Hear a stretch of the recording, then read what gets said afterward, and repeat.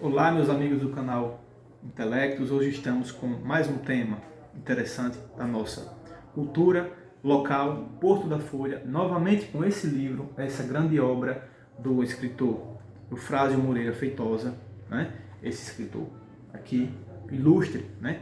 Que infelizmente já nos deixou, mas que deixou várias e várias obras de extrema importância para a nossa cultura.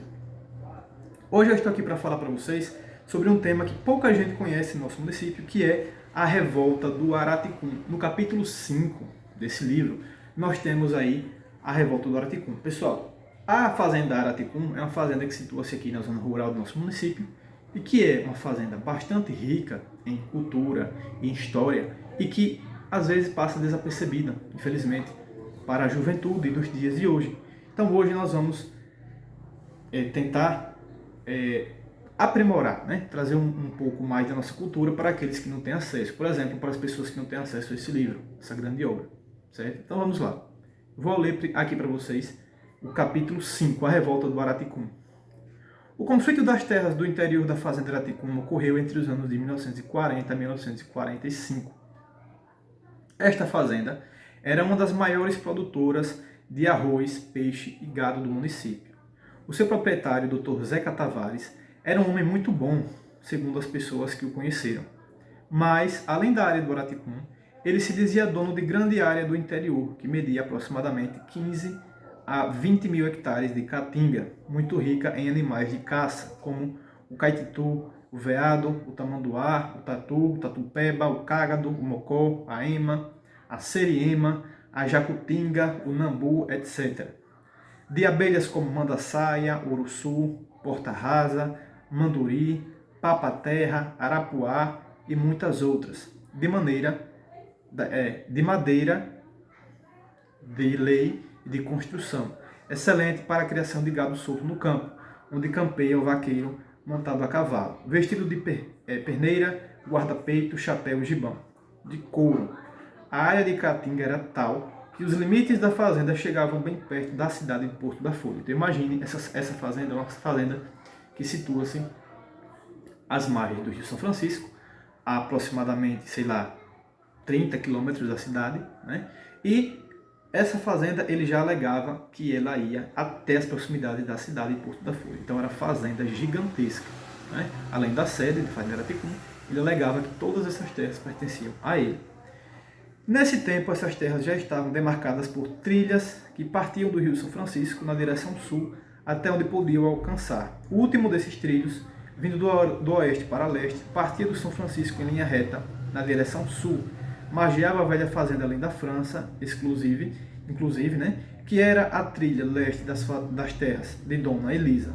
Do lado leste, com a fazenda Além da França, inclusive ficava a grande área do interior do Araticum, que o Dr. Zeca se dizia dono. Para quem conhece o município sabe onde fica Além da França, né?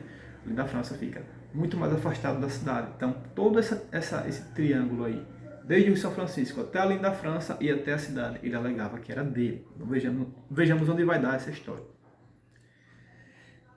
Talvez por se encontrar muito próximo da cidade, o próprio Dr. Zeca não marcou seu limite. Além de várias fazendolas que haviam dentro dessa área, o povo extraía muita madeira e o Dr. Zeca, lá na fazenda Araticum, dizia que o povo roubava, mas não maltratavam ninguém. Entre 1937 e 1940, ele faleceu e não deixou filhos. Sua viúva, já velha, vendeu a fazenda ao seu parente, Dr. Etelvino Tavares. Vamos lá.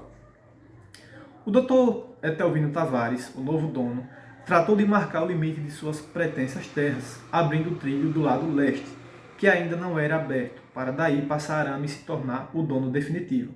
Porém, a trilha da direção sul, partindo da frente leste da fazenda a qual me refiro, dividia a serra da Lagoa da Serra, que dista de Porto da Folha, do município de Porto da Folha, da sede, uns 6 a 8 quilômetros. Então a fazenda dele ia além da França até a Lagoa da Serra. Essa Lagoa da Serra fica próxima ao povoado Lagoa do Mato, né? Quem é daqui conhece. Dizem que, de cima da serra, o engenheiro que dirigia os trabalhos, olhando para o sul e sudeste, vendo várias fazendas que ficariam dentro do círculo, disse: doutor, e estas fazendas? Então o doutor Etelvino respondeu: continue o trilho que aí não tem ninguém. Percebam o coronelismo, né? Naquela época, anos 40, anos 30, anos 40. Porém, ao cercarem praticamente o subúrbio da cidade, o povo se levantou contra. Mas a quem recorrer? O governador, Dr. Eronides de Carvalho, era um amigo do Dr. Etelvino e não ia atender o povo contra seu amigo. Além disso, o país estava mergulhado em uma ditadura. Na época aqui, a ditadura de Getúlio Vargas, né? Foi quando o velho senhorzinho Bahia, o senhor ilustre aqui do nosso município, assumiu a liderança e, em nome do povo, embargou a obra, parando os trabalhos de demarcação. Aí começou a questão. A figura-chave dessa história é também o senhorzinho Bahia, né? Além do doutor Etelvino Tavares, o senhorzinho Bahia. Né? Vamos ver agora. O senhorzinho Bahia ele era famoso por ser um rábula, né? Ele não era formado em direito, mas ele é como se fosse um advogado. Ele atuava na causa dos pobres, dos povos marginalizados. O senhor Francisquinho, primo de senhorzinho Bahia, possuía uma pequena fazenda que ficava dentro do círculo que Dr. Etelvino estava fazendo. Na oportunidade, não estando com um bom relacionamento com o primo, Francisquinho foi a Aracaju pedir ao governador para intervir, fazendo o Dr. Etelvino recuar alguns quilômetros para deixar a sua fazenda fora do círculo.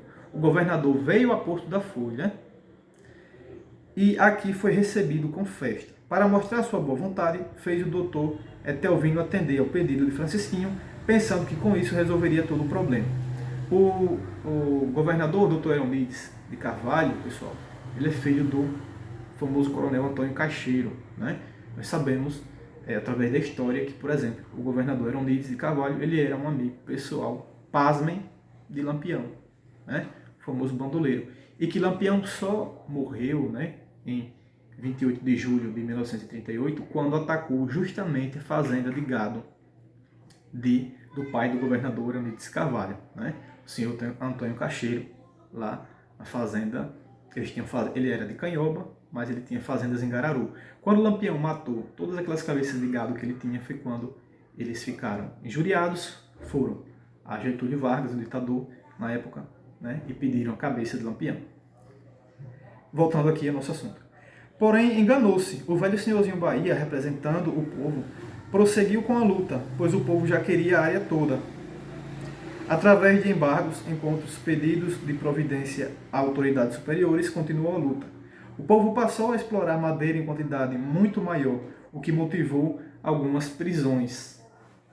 Essas prisões revoltaram ainda mais o povo, até que, a pedido de uma ou das duas partes, a justiça resolveu intervir. Só depois de muita luta, a justiça resolveu meter a mão na história, né?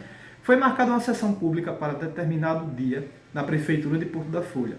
As duas partes foram intimadas a comparecerem sob a presidência do juiz.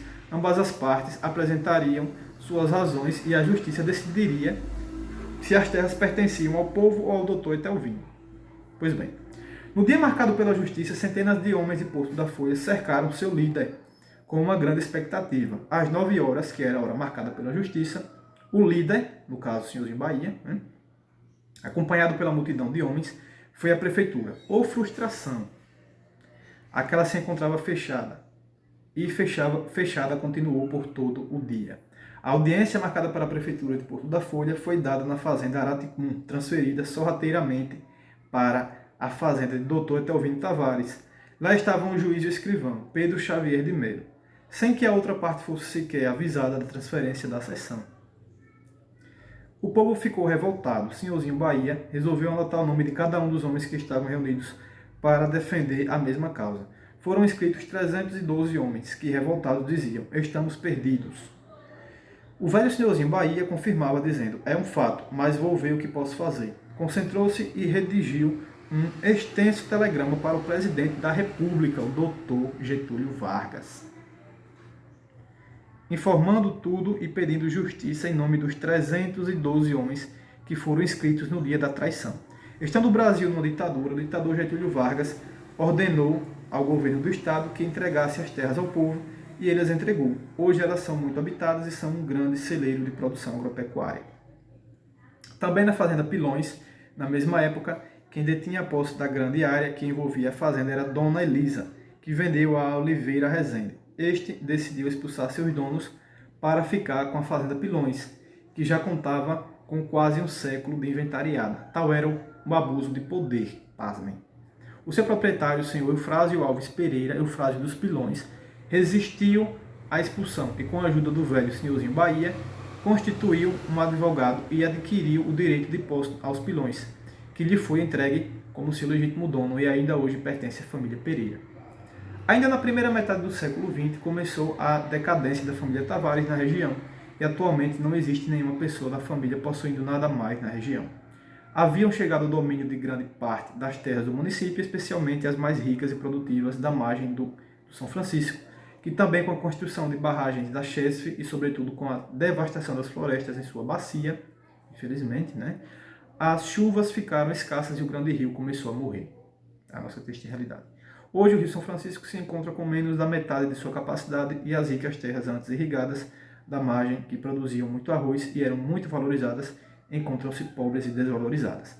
Essa foi a história da Revolta do Araticum, uma história muito interessante, poucos conhecem, que é uma história que às vezes pode ser cobrada em concursos públicos, em PSS da nossa região, do nosso município. E é bom que vocês fiquem atualizados, porque nós vamos trazer informações desse tipo constantemente, certo? Espero que tenham gostado, fiquem com Deus, até a próxima.